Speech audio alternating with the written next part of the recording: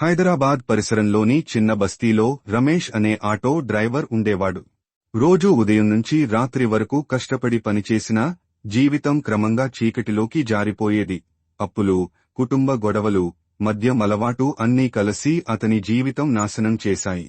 ఒకరోజు అతని చిన్న కుమారుడు జ్వరంతో తీవ్ర స్థితిలో ఆసుపత్రిలో చేరాడు. డబ్బుల్లేక వేదనతో విలవిల్లాడుతున్న రమేష్ రోడ్డు పక్కన ఒక చిన్న చర్చి ముందు కూర్చుని కన్నీళ్లు పెట్టుకున్నాడు. అప్పుడే లోపల నుండి పాస్టర్ వచ్చి సాంత్వనగా బైబిల్ నుండి యోహాను సువార్త 10వ అధ్యాయము 10వ వచనము చదివి చెప్పాడు. యేసు నీకు జీవం ఇవ్వడానికి వచ్చాడు, నాశనానికి కాదు. ఆ మాటలు అతని హృదయాన్ని తాకాయి. రమేష్ ఆ రాత్రే మద్యం మానేశాడు, ప్రార్థన మొదలుపెట్టాడు, తన భార్యతో సమాధానపడ్డాడు. కొన్ని రోజుల తరువాత అతని కుమారుడు కోలుకున్నాడు. కాలం గడిచే కొద్దీ రమేష్ తన ఆటోలో క్రీస్తు వాక్య స్టిక్కర్లు పెట్టి ఆశవాహనం అని పిలుస్తూ ప్రతి ప్రయాణికుడికి చిన్న బైబిల్ పుస్తికలు పంచడం ప్రారంభించాడు.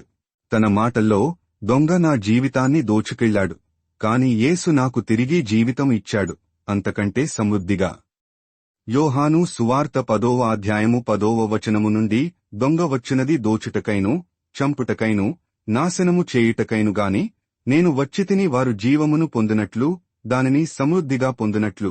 ఈ వచన భావము దేవుడు మన జీవితం నాశనం చేయదలచలేదు, ఆయన మనకు పూర్తి జీవితం ఇవ్వదలుచుకున్నాడు.